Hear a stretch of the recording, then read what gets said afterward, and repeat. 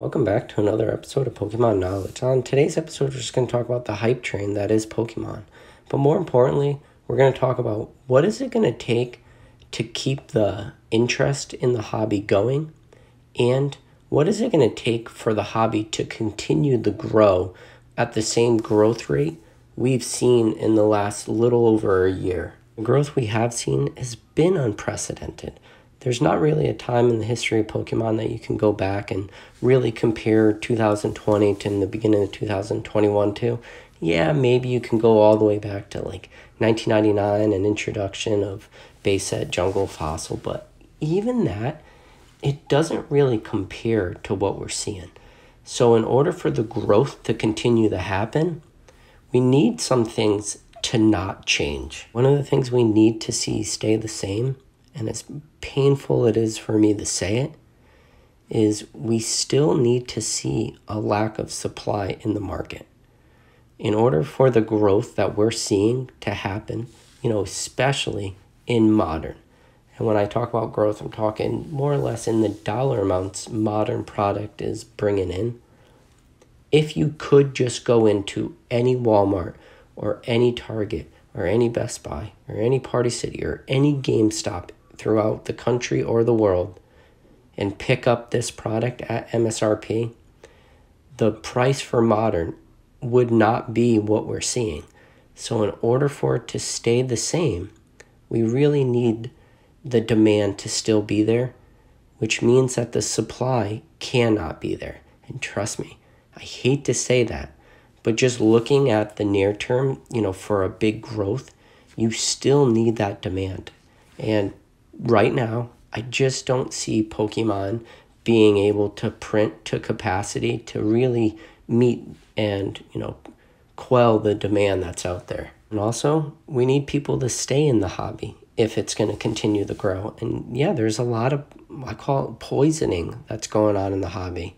You got a lot of people leaving and they're being poisoned for different reasons. And I've listed them in other videos, but, one of the big reasons is, the price increases and the lack of supply. And, how counterintuitive is that we need people to stay, but the lack of supply is driving them out. And I also just told you that we're going to need the lack of supply to continue the high demand and, the larger prices. It's a weird balance, and I don't have the exact answer for it, but I'm just letting you guys know what I think will continue the need. But I will talk about what I think would be a huge catalyst. And another thing we're going to need is, for the long-term growth, is you're going to need pull rates to not be good. And with Shining Fates, we've seen crazy pull rates. And we've also seen a pretty drastic drop in price, definitely in the way of singles for Shining Fates. Sealed product is still holding decent, but I think the sealed product price is more artificially driven by the lack of supply for it. But we are watching these single prices drop very quick. But on the bright side of that, we do have battle styles, and I haven't seen a super lot of this product open, but what I have seen open so far, it does appear that the pull rates for battle styles are not great. So it's also that weird balance, right? You want good pull rates to keep people excited about the hobby, but you want, mediocre pull rates at the same time, because it's, it causes more rarity and scarcity to a lot of these cards. So, it's a very fine line that you have to walk on in order to keep this train going.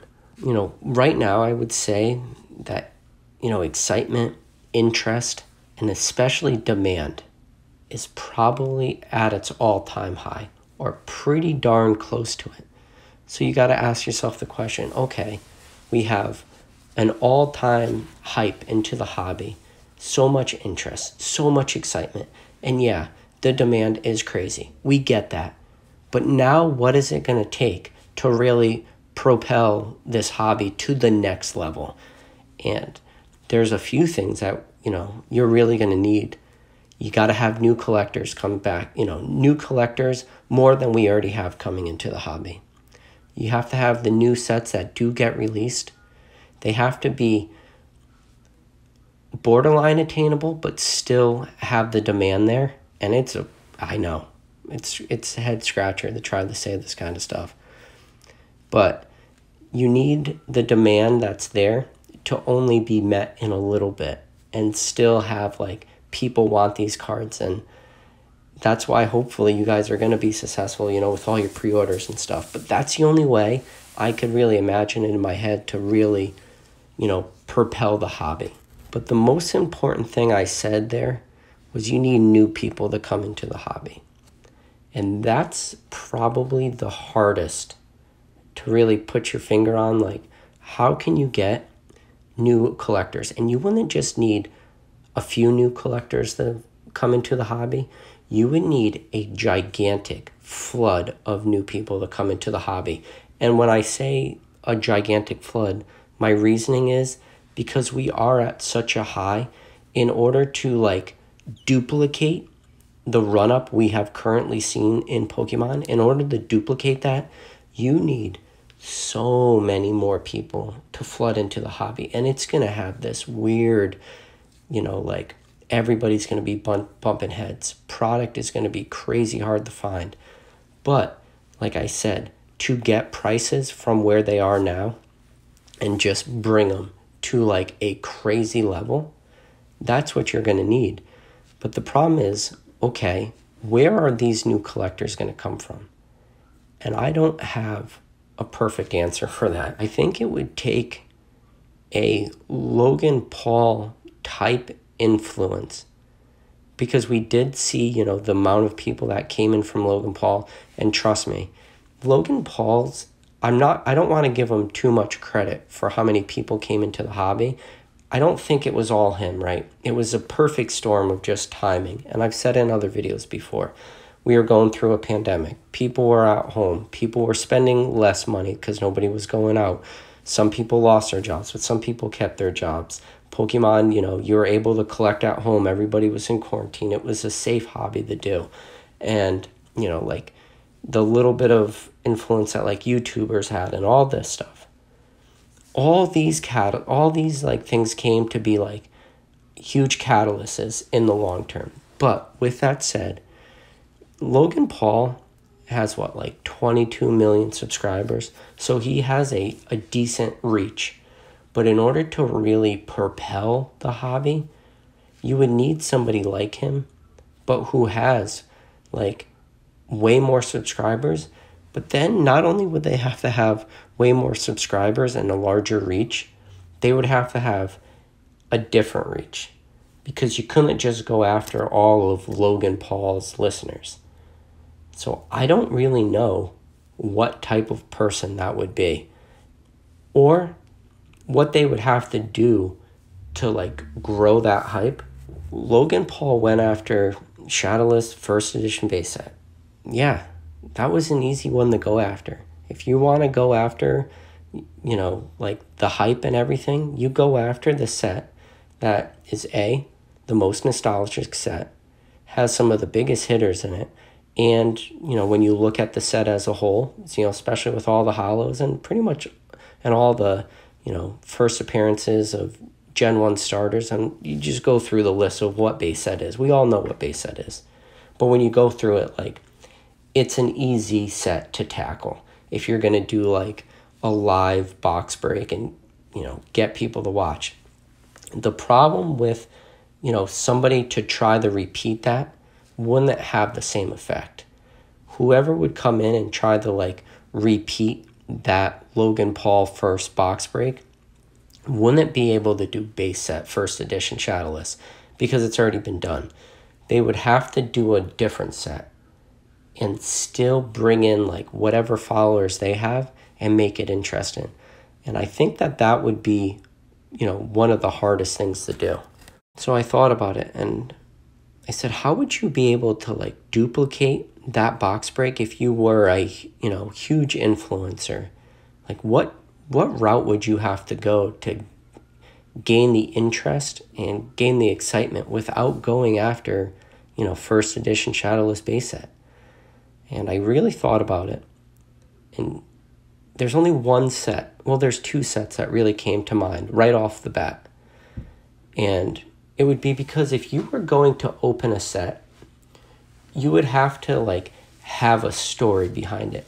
Very similar to the way Logan Paul did his hype videos, where they were 6 to 9 minutes long, and it talks about how he got his boxes and a little bit of the history of Pokemon and all this stuff. So in order to gain the interest, you have to be a good storyteller. And there's not a lot of sets that you can tell a good story behind. And the last set to really have a great story to it, after the obvious, which is Shadowless first edition base set, the only set to really have a great story for storytelling purposes would be Skyridge. If you were going to, hype up a box break to a massive audience, and not just a massive audience, an audience of non-Pokemon collectors. And the only way you would be able to do that, like I said, is to tell the story.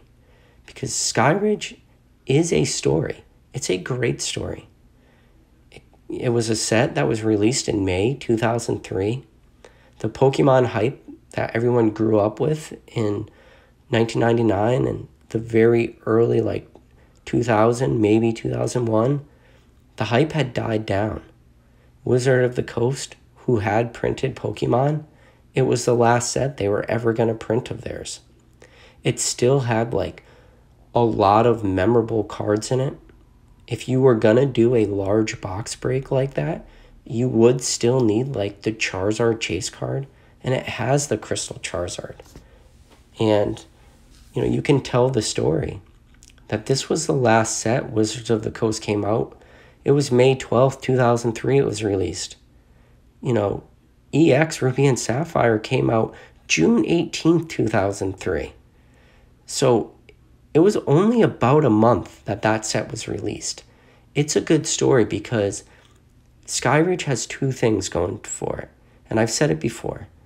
It has rarity, but it also has scarcity, because there just isn't a lot of it going out there. You would need cards in the set that, were a lot of Gen 1s that people would be familiar with who might not be super familiar with Pokemon. And big chase cards and big dollar amount cards.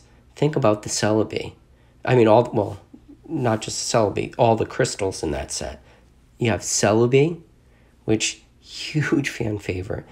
The set still has the Crystal Charizard, which is one of the most expensive cards in the hobby. You have the Crystal Crobat, Golem, probably the most beautiful Ho-Ho art out there. An absolutely beautiful card. And then you have the Kabutops in there. So you do have big cards in there that have high dollar amounts. And I think people would be attracted to that. They would be attracted to the story of the set, the scarcity, the rarity, and still have a lot of iconic cards in the set. So it would be interesting. And then the next set that came to mind was EX Deoxys as a set that could be exciting to open at a scale like that. But then I thought about it a little more, and I said, you know what? If you were going to open a set for non-Pokemon collectors, you wouldn't want to go open a set that's all Gen 3 Pokemon, because there would be so many pulls in that set of Pokemon that would be unfamiliar to somebody who's not familiar with the hobby. And think about the 3 chase cards. You got 3 gold stars in EX Deoxys. Imagine if it was just this channel opening that, and we pulled one of those cards. I think my microphone would break. I would flip out. I'd be running around the house. I'd be the most excited person in the entire world. I hit the jackpot. It would be one of the best experiences of my life. And if you guys were watching it live, the very few people that watch this channel, you guys would be crazy excited. But if you pulled one of those cards in front of somebody who was very unfamiliar with the hobby, it wouldn't be exciting at all. So that's why I said, nah, you probably couldn't go after EX Deoxys. You would have to do a Skyridge. And I don't see you bringing in like a flood of new collectors who are not familiar with the hobby without box breaks. Because, you know, box breaks, they are exciting to watch. And I've said them before, like, I'm a big fan of box breaks. You get to see cards opened that you would never get a chance to open because so many of these boxes are so far out of reach for the average person, you know, to afford. So to open up 36 packs of, you know, Skyridge or Deoxys, forget about it. Like, you're never going to be able to do it. So, you know, that would be exciting. But now this is where I want to, like, ask you guys a question. If you did think that, you know, that would potentially be a huge catalyst to bring in new collectors, what type of person would that have to be? Because I'm not sure, like, I thought about it a little bit, like, what type of person would have to open up Pokemon cards, whether it was their YouTube channel or their social media accounts or whatever? Like, what type of influencer would that have to be? Because again, it would have to be a different set of, you know, viewers than Logan Paul. And I don't know. I threw around some names in my head, but none of them like make sense. But I think that would have to be like part of it, right?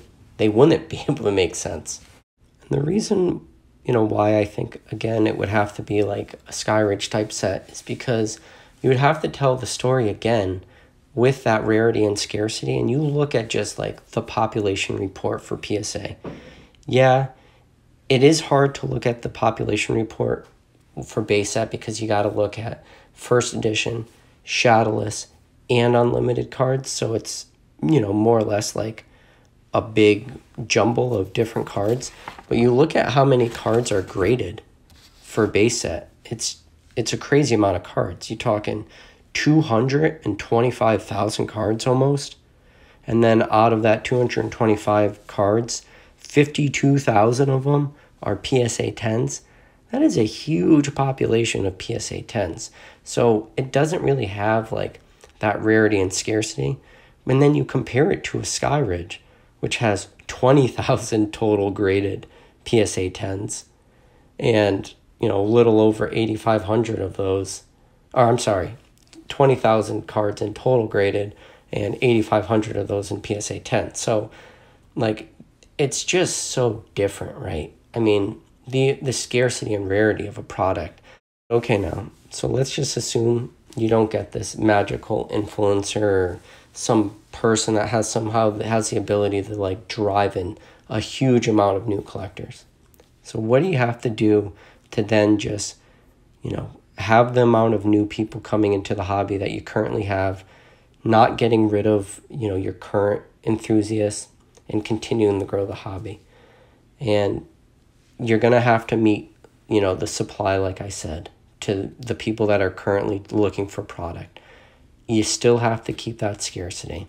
But then the people that have recently rejoined the hobby or newly joined the hobby, they will have to start branching off into different sets, you know, vintage and stuff like that, to continue the growth and like continue this upward trend the hobbies we're seeing.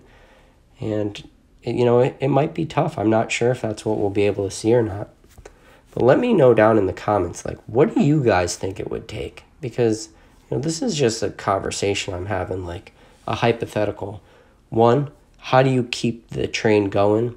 But more importantly, how do you bring in new people? And then what would it take for that gigantic catalyst to bring you to the next step? Or just for easy numbers, just double. Whatever we're at right now, double it. What would it take? It would take a lot, but think about it. What would it take? And I want to know your opinions, because one thing, again, I find fascinating about you guys is how smart you are. You know, the opinions you guys have, I agree with so many of them. I think you guys are really well-rounded in so many aspects. And I don't have a perfect answer for this, and I would like to hear your answer.